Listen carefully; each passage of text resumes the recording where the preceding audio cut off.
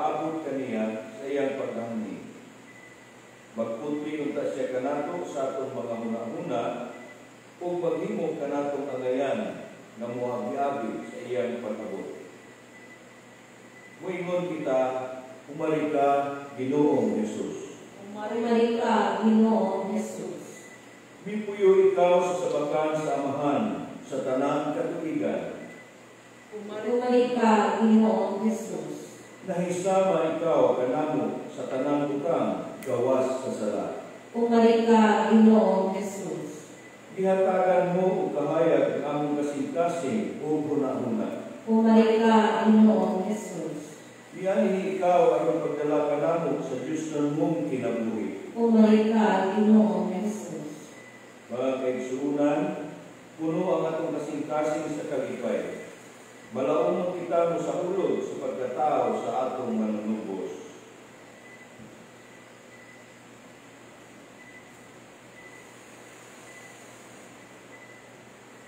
O Diyos, nagtanaw ikaw sa iyong katawhan na nagpaabot sa makanunayon na pagtuo sa pangingin sa pagkatao sa Ginoo.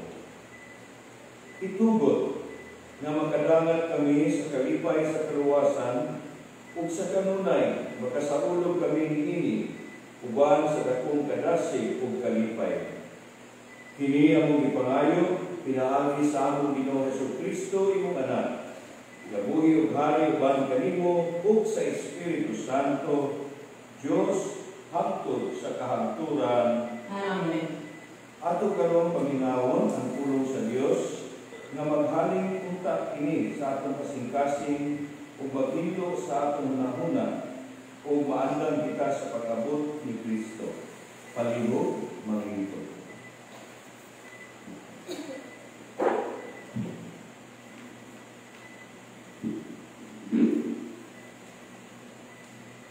A reading from the book of the prophet Isaiah. The Spirit of the Lord God is upon me, because the Lord has anointed me.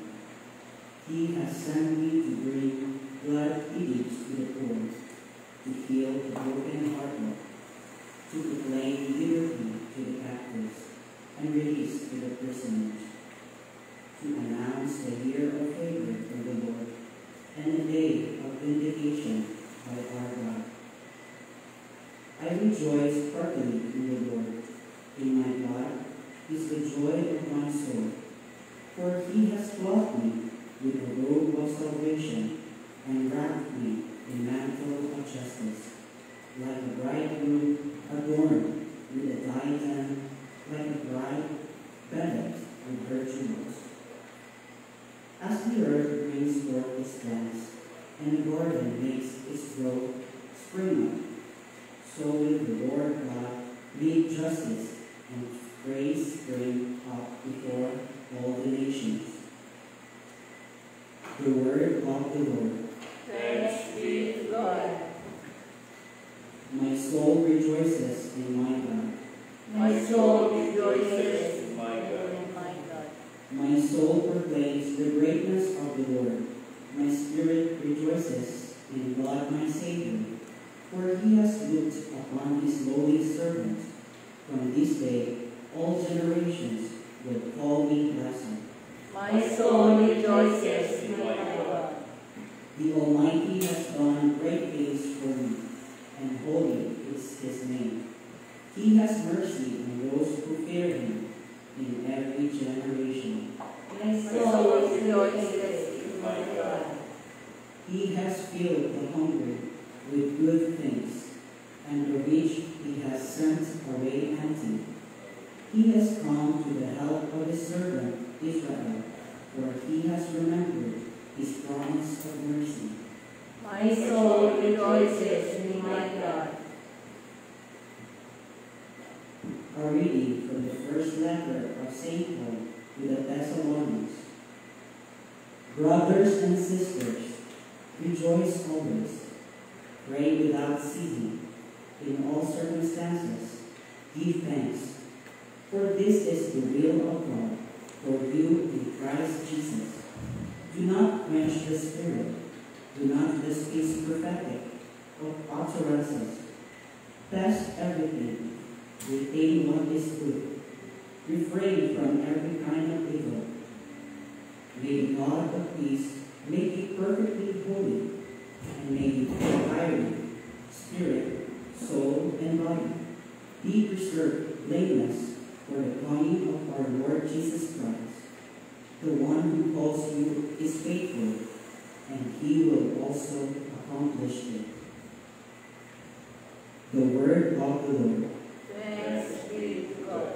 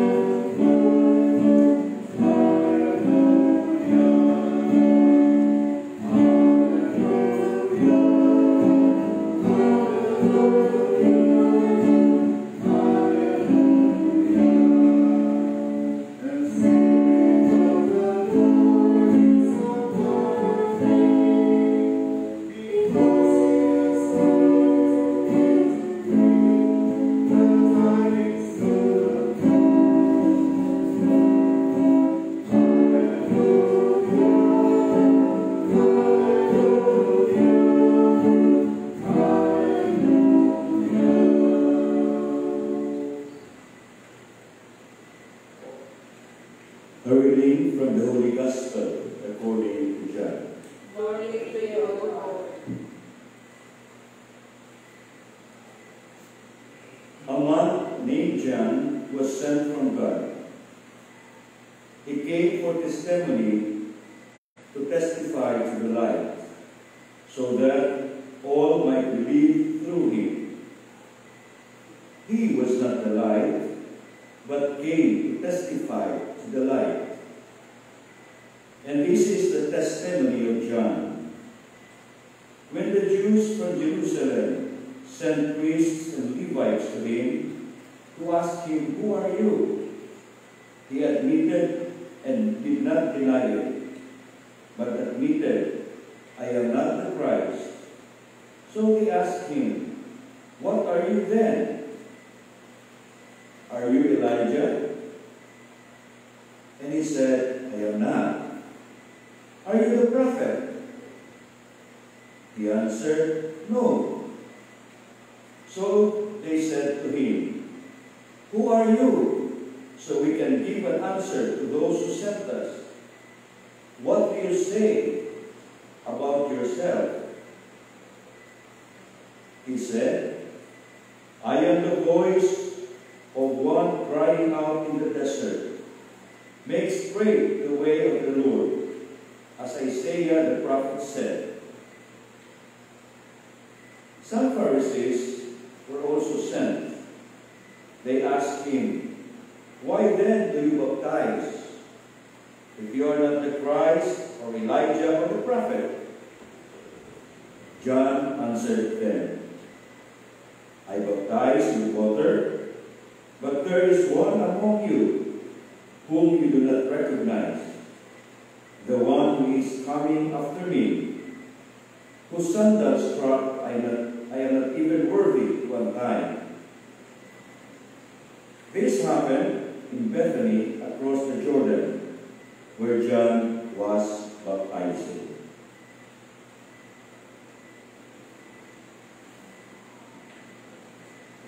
The Gospel of the Lord. Praise to you, Lord Jesus Christ. Palihog ng lingkod. Basin matingala ang nasa FB Live karon na nagtinigis ang atong meetings. Kinimanggong Sabado, nahulog ni nga maupod ang practice sa mga lector para sa bisa at mga adlaw Domingo.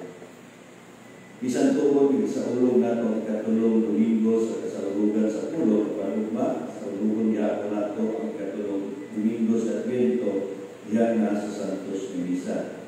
O pili sa atong katilimban sa San Lorenzo Village, duha man nato ang lingwahe sa Misa, di na tayo palupig na. First to third Sunday, English.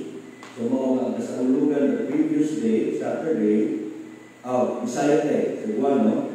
So mao na ang first to third Saturday, Cebuano ang atong release. Sa second or fourth Saturday, second or fourth Saturday, second or fourth Saturday, tungod kay atong misa in English man ang Domingo. So sa atong Sabado, in English ang atong mga readings.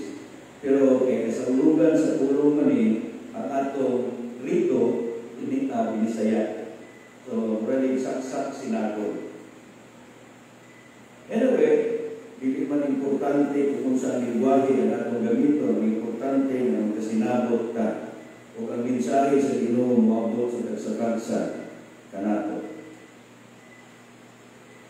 Karon ang ikatulong Domingo sa Advento. O kining Dominguha gitawag nga Gaudete Sunday. Dili sa atong katubangan anaa ang mga kahayag sa Advento, tulog ka suga ang nagsiga. Naiduha nga nagsiga sa color violet o karon ipasiga po ang sa color pink. Dili ni simbolo sa mga bayot, dili simbolo sa kalipay. Ano man lahat ang itawag o Gaudete Sunday, kining maong Domingo ha. Napakita kung atong balikan ang atong mga kasaulugan na itong unang Domingo, ikaduhang Domingo sa Advento, ituluan kita nga ang first part of Advent o unang bahing sa Domingo, sa Advento, sugod sa unang Domingo hangtod sa Disyembre 16, mo kini ang unang bahing sa Advento, ug ang atong mga pagbasa nagpunting diha sa pagpaabot nato sa ikaduhang pagbalik sa Ginoo, sa pagbalik niya ingon na hari, ingon na Ginoo nga maghukom, maglaing sa mga kambing ngadto sa karnero. Moni ang first part. We are looking or we are waiting for the second coming of the Lord. Muni ang atong mga pamalandong sa pagbasa. Sa Disyembre 17 hangtod Disyembre 24, mao na ang second part sa Advento. Sa panahon sa Advento, kundiin ang atong mga pagbasa ipunting diha sa pagpangandam sa pagsaulog sa iyang unang pag-anhi, sa iyang birthday. Muna na ang gikan sa December 17 hangtod 24. That is where we can focus our attention to the preparation, to the celebration of His birthday. Kining tanan ay nabigit sa usa lamang ka misteryo, the mystery of the Incarnation, ang misteryo sa pagpakatao sa atong Ginoo. Hinungdan na ini katulong Domingo sa Advento, idasin kita na maglipay, magmaya, magsadya, tungod kay ang atong Ginoo niabot na, niya na, pero maabot pa siya. Kung sa iyang pag-abot, kita ng mga andam sa iyang pagdawat kaniya, isip ng mga matinong-anon, mga mapausanong alagad, magantihan gayon sa ganti na iyang iandam, alang kanila na nagpaabot kaniya na malipayon o mahinangkot. Muni ang tema usa ng hisgutan sa atong Arsobispo Rodriguez sa iyang recollection talk kagabi sa DXGN. Nag-hisgot siya may tungod sa mahinangkot, malipayon na pagpaabot. Dili lang pagpaabot sa second coming, kundi sa pagpaabot sa iyang pag-anhi, matag karon niya sa atong kinabuhi. Una mga makutana ta, ano magkahanglan pinakawalay buot sa tanang hayop, mao man ang dangki, ilang dangki o kay dangki din atong ilan kanang kandiman. O asno, asno. O ang langaw. Ang langaw sa mukan. Ano na istorya na niadtong higayon na si Jesus misulod sa Jerusalem? Ang mga tao malipayon kaayo daw pista na misugat kaniya. Remember sa ato ang pagsaulog sa entry of Jesus to Jerusalem sa Palm Sunday, no? Isugat siya na malipayon, isugat siya na puno sa haleluya o hosana. No? Silang tanan naglabay ng mga bula o mga dahon sa iyang agianan. Tungod niini, dako kayo ang kalipay sa asno sa dangki. Abi niya, karang kaniya, ang mga pahinungod o pagtimbayan sa mga tao, abi niya na katong paghaleluya, pag-usana, alis dangki iya nato sa lipay kay siya. Busa, nitangkag ang iyang dalunggan, o nitangkag, dako pa yung lunggan, no? O ang iyang katawa halos maabot sa iyang dalunggan. Kami isa katawa ni Joker, di ka nilay tayo mo na rin, may katawa. Ang wala niya na ibaloy, nagkaya, hindi siya ang hidayat sa mga tao. Mao kini ang lain hinungdan ngano ang dangki gitawag nga the foolish of all creatures, o bubo na hayop. Ay nasa bubo, the foolish, may bubo. Sama usap sa istorya ni tungod sa langaw na nakasakay sa buko-buko sa kabaw, Garbuso ang langaw sa iyang kaugalingon. Kay lagi, taas man yan ang mukanan. Mas taas o sikat siya kaysa kabaw. Apan wala niya maunaan, o itanaw nga nakatungtong lang di ay siya sa likod sa kabaw. Nakatungtong lang, akala mo kung sino na. Ikaw na tumibuhay, ganyan English, Bisaya, pero ikaw ko. So, kahit sa kinaiya na itong dangki o langaw, ato makita niya sa Ebanghelyo nga atong di sangyaw, dito pala maglugay, ang pagkamaayo ni San Juan nga magnunya. Bisan tungod nga nagwali siya, may tungod ng Kristo, apan wala niya kinigigamit alang sa iyang kaugalingong kaayuhan. Kung karon siya daygon. Ingon niya, kinahanglan siya muuswag ug ako muustos. Nindot kayo ang translation namin sa English, that he may increase and I may decrease. That he increases and I decrease. Mga igsuon isip usa ka magwawali ikanda.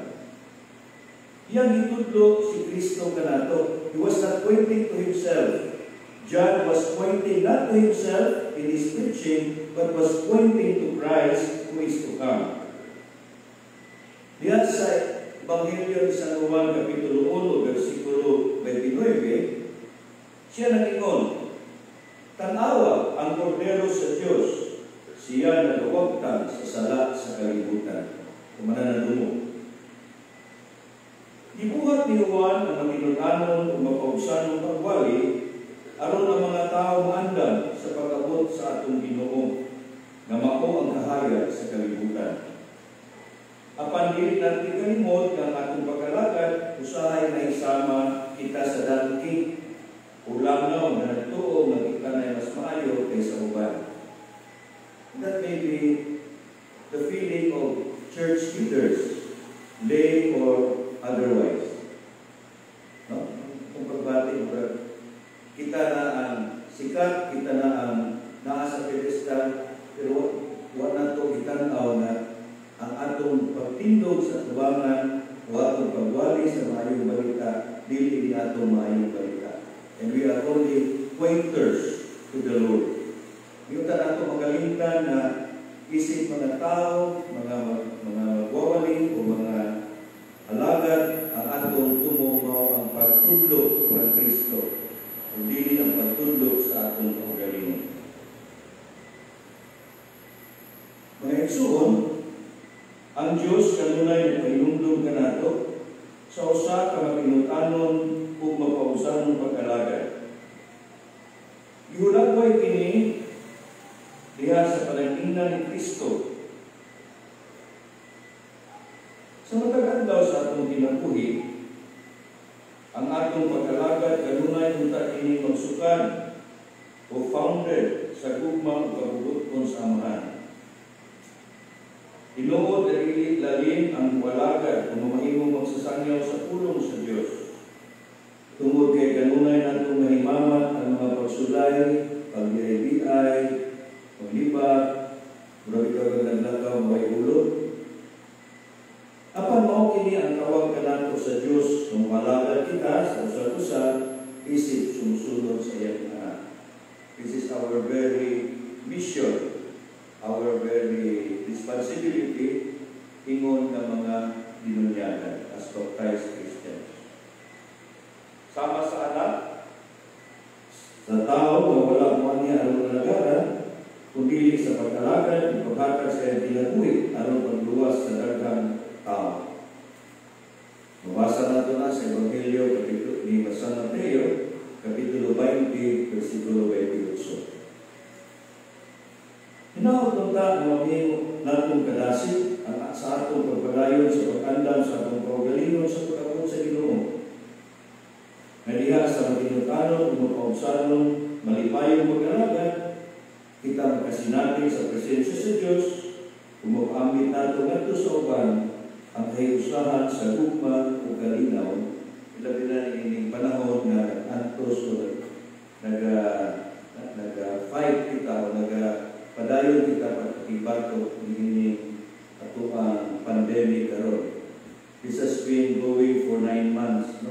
Marso ang first natong quarantine period, Marso, Disyembre na ron, paghihapon. And Davao, 15 times na number 1, sumala sa record sa DOH. Ganihan hapon, diya sa phase 1 ay ikuha ko siya. No? Na hindi mo ka naigo sa COVID-19. Niya, ang kahadlok, ang mga kabalaka na adyo na kanunay, labi na sa mga idaran na parehas na ako.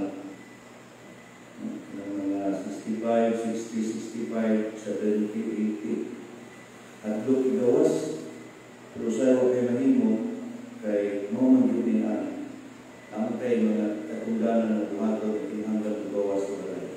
Basta esensya lang, trabaho lang, gawas. Pero kung ka, kaya sa atong pagpakibato in pandemic, atuwa karon na yung naunahon na ang Ginoo dili ito kasagad. Kaya natin ito, matugpa sa DOH kanila ito. Kaya natin ito. Importante na huwag nato ini kalipay sa pagkaanina sa Diyos at pagkinabuhi kung gamiton nato kini na himan aron na kaliwala sa pandemic mapadayag nato ang iyang presensya sa uban. Dili lang sa tulong sa iyo kay pagpadayag sa tulong. Ang lisod yun, kada itong ikinabuhi nimo ang lisod sa Ginoo, lisod na. Tanan lisod na bisan tingali ang atong mga ordinaryo, mga alaga sa simbahan, lisod niya ng mga buhat. Hindi lalim na kuyan ang mensahe sa Diyos. Dili sa iyo na trabaho. Apan kay kita mga binunyagan, itawag kita sa pagpuyo. Hinihiling mga mensahe sa Diyos para tato ay makaumbi sa uban, magpuno sa kalipay, magpuno sa pagpaabot sa atong Ginoo. Palibog manindo, kung ato karon kadayag ang atong pagtuo. Tanan, nagatuwa ko sa Diyos, ang Amahan, ang makagagakon sa tanan, magbubuhat sa langit ug sa yuta. Nagatuwa ko kay Jesucristo, niyang bugtong anak atong Ginoo. Ipanangkon siya sa lalang sa Espiritu Santo, ug natawag ni Maria ng ulay. Nagkanto siya sa sugo ni Poncio Pilato, Inansang sa krus na matay ang ilubong. Niadto siya sa mga mamatay. Sa ikatulong adlaw, bangon siya. Umisaka sa langit. Nagalingkod sa krus sa Diyos, ang Amahan, ang magagagahon sa tanan. Mubalik siya ang paghukom sa mga buhi o sa mga minatay. Nagatuwa ko sa Espiritu Santo, sa Santos Katoliko na simbahan, sa panag-ambit sa mga santos, sa kapasayloan sa sala, o sa kinabuhi na walay katapusan. Amen.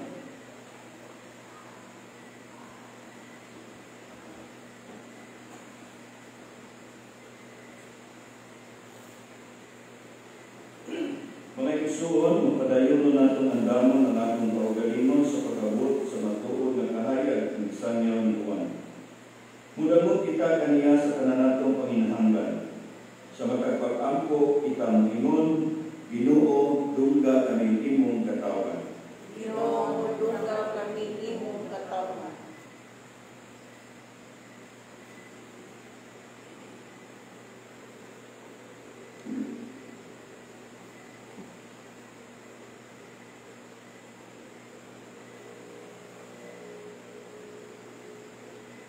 Alang kang Benedicto,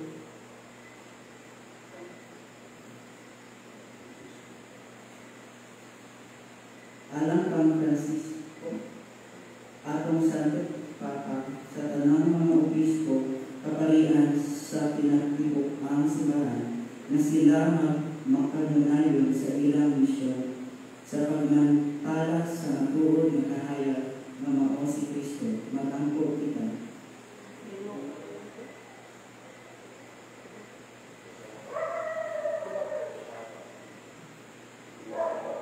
Alam sa mga pangulo sa tanang mga kanasuran sa tibuok kalibutan na ilang panimuha usahan, pinaagi sa pagdialogo o paghatag o pagpahod sa tagsa-tagsa sa kultura. Pinulungan o katawan ng angkop ito. Ginoo, uga kami imong katawhan. Alang sa mga pamilya na nagkatibulaag, walay pagsinagtanan, nakasinati kalisod, dili unta sila mawatan o paglaang na dunay kahayag na umabot o nga mahibusa sila isip usa ka pamilya na gitugod sa Dios magangkop kita. Ginoo, duga kami imong katawan. Alang sa matag-usa ka nato nga aniang karon, dinhi mapuy-an unta nato ang mga mensahe na atong nagulong karon o ato kini ikapaambit nato sa uban magangkop kita. Ginoo, duga kami imong katawan.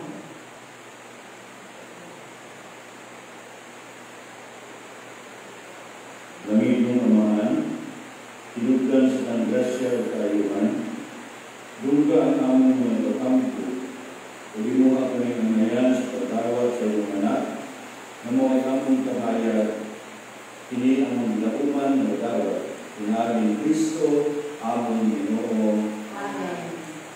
Pero atong ipadayag ang atong pasalamat, una, pinaagi sa pag-ambit sa atong mga gasa na kanyang basket, ulo-ulo lang samtang ato pamiton ang awit sa paghalag. Ano yung basket?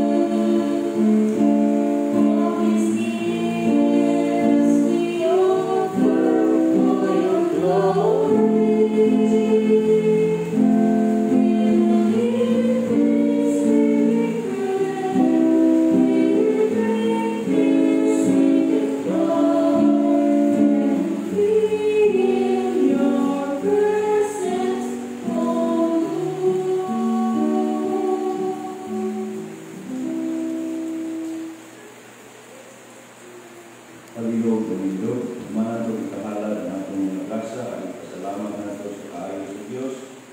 Karon ato siyang pasalamatan, pinaagi nining mga sulod na pulong. Atong tuaw kita sa Panginoon, andamon ta ang pag-abot ni Kristo. Andamon ta ang pag-abot ni Kristo.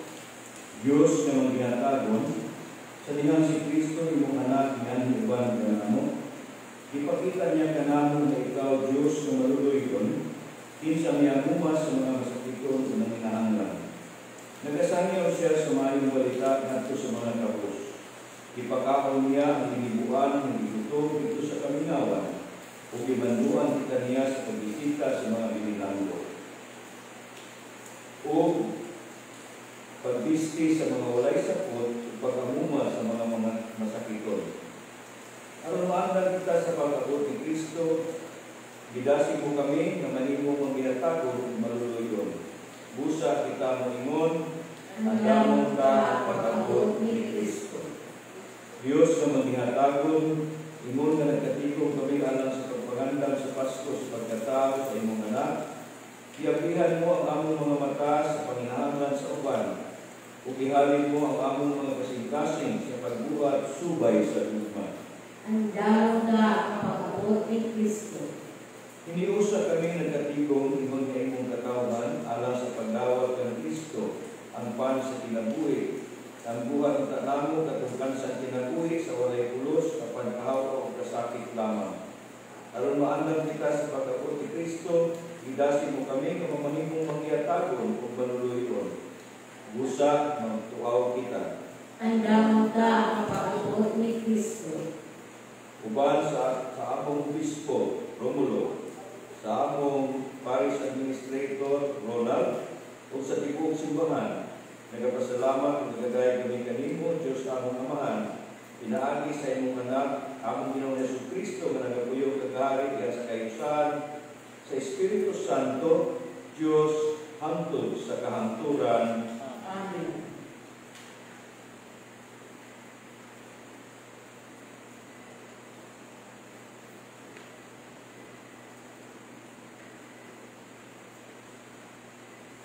Ug karon, iusahon ta ang atong pasalamat ngadto sa Dios diha sa paggamit sa mga pulong nga gitudlo sa atong Ginoong Jesucristo. Tanan, Amahan namo kana sa mga langit, pagdaygon ang imong ngalan.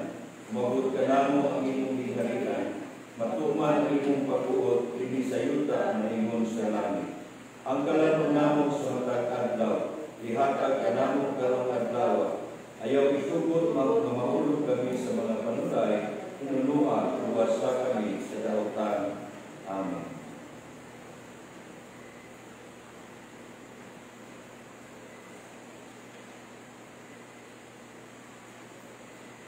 Sa dili pa nato tapuson kini maong pagsaulog sa pulong sa Dios na may kahibalo ug pasalamat po sa Ginoo kay bisan tuod taliwala ni COVID-19 pandemic karon ug naakita sa GCQ o General Community Quarantine natong paggamhanan ug natong simbahan nagkasabot na ipadayon gihapon nato ang atong naandan ng mga pagpangandam sa Pasko. Usa dinhi sa atong GKK, sa kapilya sa atong GKK, kaduna kitay misa di Galyo. Misa sa kaadlaw, alas 4:30 sa buntag sayo. Sa ato pa, tungod sa protocol, hindi natin imakuha 30 minutes, moto nga Naghangi kami ng sayo-sayo katang hipon. Mga 3 o'clock siguro. Nagsulat na ta sa atong barangay kapitan, si Barangay Kapitan Cielo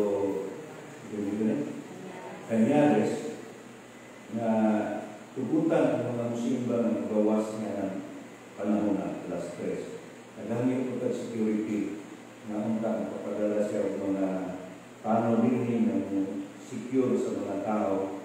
Kay kasi mugawas sa alas 3 di padung sa kapilya, kadung sa lain.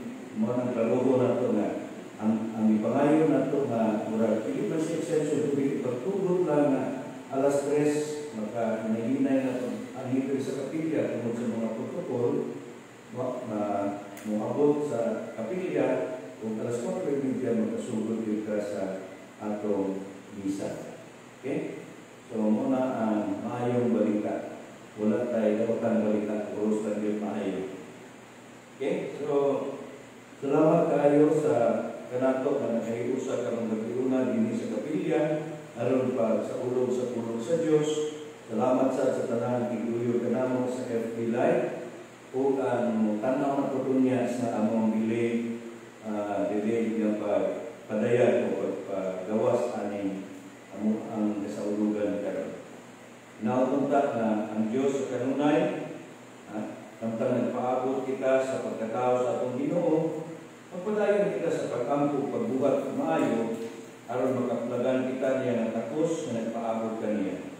O manalangin ka nato ang magkagagawang na Diyos, sa ngalan sa Amahan, sa Anak, sa Espiritu Santo. Amen. Manlaga kita sa kalinaw, aron sa pagtugma o pag-alagad sa Ginoo.